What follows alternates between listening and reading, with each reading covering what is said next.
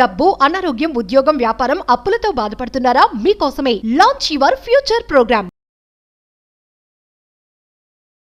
నమస్తే ఉషా. నమస్తే Radha. So Usha, relation ఒక మనిషి మధ్య బాగా ఉంటే అది ఒక హెవెన్ లాగా, స్వర్గం. నిజంగా ఎన్ని జన్మలైనా వాడే కావాలి, ఎన్ని జన్మలైనా ఆ అమ్మాయే కావాలన్న ఫీల్ ఉంటుంది. ఈ టాక్సిక్ రిలేషన్ అని చాలా మంది ఇప్పుడు ఫేస్ చేస్తూ ఉన్నారు. దాని నుంచి బయట పడలేక సతమతం అవుతూ ఉంటారు. సో అలాంటి వాళ్ళకి ఏం చెప్తావు? వాళ్ళు ఎలా స్ట్రాంగ్ గా ఉండాలి?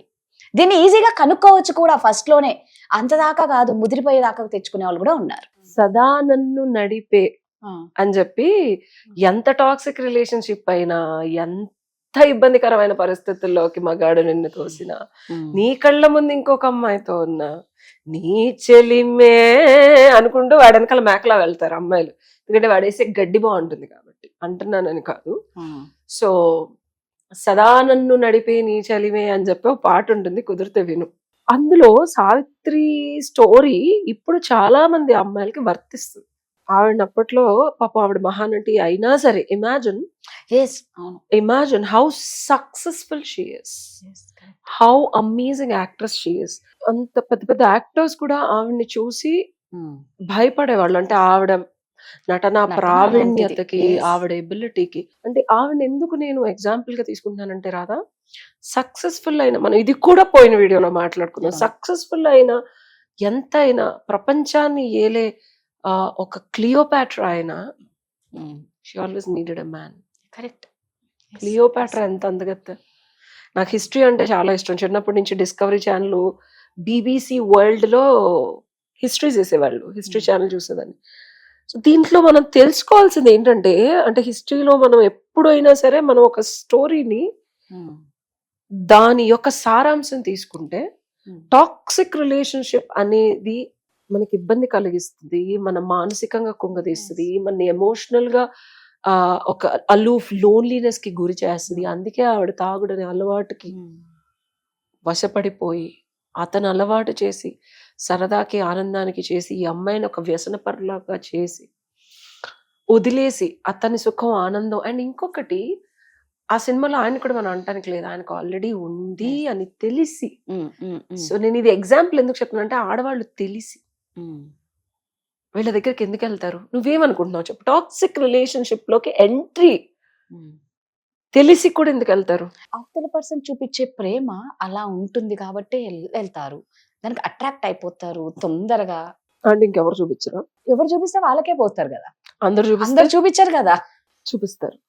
ఉన్నాళ్ళల్లో కూడా కొన్ని ట్రైట్స్ కే అట్రాక్ట్ అవుతారు. నేను అడిగేది చాలా జాగ్రత్తగా విని చెప్పు, ఎందుకు ఒక పర్సన్ కి అట్రాక్ట్ అవుతారు? నేను చెప్తున్నాను కదా, అవతల పర్సన్ చూపించే కేర్, లవ్ కి ఎవరైనా అట్రాక్ట్ అవుతారు. ఒక ఆడది కోరుకునేది అది, ఆడది కానీ మగాడైనా కోరుకునేది. ఇందులో ఆడవాళ్ళని ఒక్కటే అనట్లేదు, అబ్బాయిలకు కూడా ఇందులో. మన ఆడవాళ్ళ గురించి మాట్లాడదాం, మనం గర్ల్స్ గురించి. గర్ల్స్ గురించి అన్నప్పుడు సో ఈ సందర్భంలో నేను గమనించింది ఏంటంటే, ఇంట్లో ఎప్పుడైతే ప్రేమ దొరకదో, ఖచ్చితంగా తల్లితో ఉండే రిలేషన్షిప్ కన్నా అమ్మాయి తండ్రితో ఉండే రిలేషన్షిప్ ఒక Idol figure of a love and affection is created through the father figure. ఎప్పుడైతే డిస్టార్టెడ్ ఫాదర్ ఫిగర్ ఉంటుందో, ఈ ఫాదర్ ఫిగర్ లో ఉన్న లోపాలని రెక్టిఫై చేసుకునే లాంటి ఒక క్యారెక్టరిస్టిక్ ఉన్న మగాడి కోసం ఎతుకుతుంది అమ్మాయి. ఇది లాజిక్. రైట్, నేను యాక్సెప్ట్ చేస్తా. ఓకే, ఒకటి తండ్రిలో లేనిది కావాలనుకునేది ఒకటైతే, కాన్ఫ్లిక్ట్ ఆఫ్ తండ్రిలాగా ఉండే అబ్బాయే కావాలనుకునేది. తండ్రిలా కాకుండా, నేను ఇందాక అదే క్వశ్చన్ అడిగాను నిన్ను, ఎవరు చూపించినా వెళ్ళిపోద్ది అంటే కాదు. ఎవరైతే తండ్రిలాగా చూపిస్తాడో వాడి దగ్గరికి వెళ్తుంది. ఇది ద్వంద్వం. మళ్ళీ ఎవడైతే తండ్రిలాగా చూపించడో కూడా వాడి దగ్గరికి వెళ్తుంది. చూపించడో కూడా వెళ్తుందా? These are the two characteristics. It's complicated brain that women gets in to. అమ్మాయికి తెలియదు, ఇన్నిసార్లు వెళ్ళిన లూప్ లో సేమ్ రిలేషన్షిప్స్, సేమ్ ప్రాబ్లమ్స్. ఎందుకు పనికిరానోడు, డబ్బులు లేనోడు, ఈ అమ్మాయి తోపు డాక్టరో ఐఏఎస్ ఆఫీసరో అయి ఉంటది. అయినా సరే అమ్మాయి పర్సనల్ రిలేషన్షిప్స్కి వస్తే, చాలా ఎగ్జాంపుల్స్ చెప్తున్నాను. సొల్యూషన్ ఏంటి? వాళ్ళ నుంచి బయటికి రాలేరు, వాళ్ళు డబ్బులు తీసుకుంటారు, ఈ అమ్మాయి పరువు తీసేస్తారు, కొడతారు, తిడతారు. భర్త ఉన్నా సరే బాయ్ ఫ్రెండ్స్ లాగా ఎడిక్ట్ చేస్తారు. వాళ్ళు రాలేరు బయటికి. ఎట్లా? అలా బయటికి రాని వాళ్ళు చాలా మంది ఉన్నారు కాబట్టి నేను అడుగుతున్నా, వాళ్ళు బయటికి రాలేదు ప్రాబ్లం అలానే గురించి strong నేను గా కావాలని ఉండలేరు. ఎక్కువ చెప్పట్లేదు, ఎందుకంటే ప్రాబ్లం నీకు తెలుసు, నాకు తెలుసు, Yes. అండ్ వినే వాళ్ళందరికీ కరెక్ట్, తెలుసు. దాని సొల్యూషన్ కావాలి. బ్రూటల్ ప్రాబ్లమ్స్ Yes, ఇవి. yes. మనం ఈ కబుర్లు అందరూ చెప్తారు, Yes. అది ఉంది ఇది I'm not like that. I'm giving you straight away solution. Yes.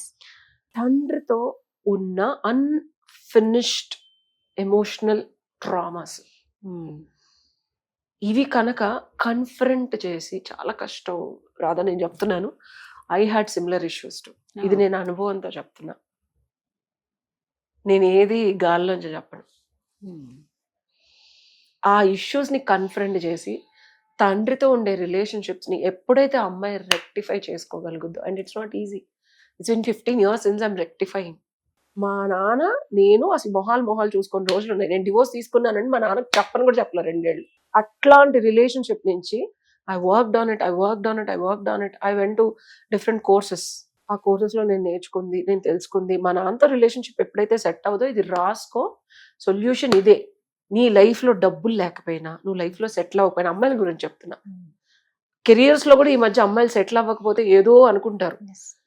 Husbands తో సక్రమంగా లేకపోయినా, హస్బెండ్ ఉన్న బాయ్ ఫ్రెండ్ ఎత్తుక్కుంటున్నా, బాయ్ ఫ్రెండ్స్ కన్సిస్టెంట్ గా ఉండకపోయినా, మల్టిపుల్ పార్ట్నర్స్ కోసం వెతుకుతున్నా, ఒక రిలేషన్షిప్ లో ఉండి ఇంకా అందులో సాటిస్ఫాక్షన్ లేక ఇంకో 2-3 పెట్టుకున్న సాటిస్ఫాక్షన్ లేకపోయినా, ఈ 8 ఇష్యూస్ లో ఏదున్నా తండ్రితో ఉండే రిలేషన్షిప్ రిఫ్లెక్షన్ ఇది. Source cause is your problem with your father. నేను మా నాన్నగారి దగ్గరికి వెళ్ళి మొహాలు చూసుకొని పరిస్థితి నుంచి ఒక దారుణమైన సిచ్యువేషన్ లో నేనుంటే, మా నాన్న నన్ను జడ్జి చేయకుండా వచ్చి, తప్పు చేసావా చింతల్లి అన్న క్వశ్చన్ కూడా అడగకుండా పోలీస్ స్టేషన్ లో నా కూతురికి నేను ఉన్నానని చెప్పి ధైర్యం ఇచ్చాడు. చాలు కదా, ఇది ధైర్యంగా చెప్తున్నాను నేను. ఆ స్టేజ్ నుంచి నన్ను ఆ స్టేజ్ కి నేను క్రియేట్ చేసుకున్నా. రిలేషన్షిప్ గాల్లోంచి రాలా. ఎప్పుడైతే నువ్వు అది చేస్తావో, నీ రిలేషన్షిప్ విత్ యువర్ నాన్నని తిడతాడు, మీ ఇద్దరం కొట్టుకుంటాం. ఇప్పటికి మొన్న మన వీడియోలు చూసి కూడా ఏం చింతలు అట్లాంటి వీడియోస్ ఇద్దరం కొట్టుకుంటాం, పెట్టండి నాకు తెలిసి నేనేం చేస్తా. Still that love and affection అనేది గ్రో అవుతూ వచ్చింది. ఎప్పుడైతే నా లవ్ అండ్ ఎఫెక్షన్ మా నాన్నతో గ్రో అవుతూ వచ్చింది, నాకు సక్సెస్ వచ్చింది. ₹1 ఇల్లు కనగలిగాను 9 ఏళ్ల క్రితం. లాలో సక్సెస్ అయ్యాను, ఫ్యాషన్ లో సక్సెస్ అయ్యాను. డబ్బులకి ఎప్పుడు నీ లైఫ్ లో ప్రాబ్లం ఉన్నా, go and talk to your dad. Dad is your, ఇది ఎవ్వరు చెప్పరు నీకు. నీ లైఫ్ లో నువ్వు సెటిల్ అవ్వలేకపోతున్నావు అంటే నీ రిలేషన్షిప్ విత్ డాడ్ లో ప్రాబ్లం. నువ్వు ఆయనతో వెళ్ళి ఆ ప్రాబ్లం, ఎందుకంటే ఒక్కొక్కరికి ఒక్కొక్కటి ఉంటాయి. అది మనం నెక్స్ట్ ఎపిసోడ్స్ లో కింద కామెంట్స్ రూపంలో పెట్టండి, we will look in to it. But నాన్నతో ఉండే రిలేషన్షిప్, నాన్నతో ఉండే ప్రాబ్లమ్స్ సెట్ చేసుకుంటే నీ జీవితంలో లవ్ అండ్ ఎఫెక్షన్, బంగారంలో చూసుకునే భర్త, బంగారు బాటలు వేసే నీ ఉద్యోగమో బిజినెస్ నీ కళ ఆహ్వానం పలుకుతాయి. ఇది సొల్యూషన్. అందుకే అంటారు అమ్మాయిలు, మా నాన్నలాగా చూసుకున్న అబ్బాయి హస్బెండ్ ఉన్న వాళ్ళు ఎంత హ్యాపీగా మా నాన్నలాగే చూసుకుంటున్నాడు, మా నాన్నను మరిపిస్తున్నారు అంటారు. Super solution. Thank you.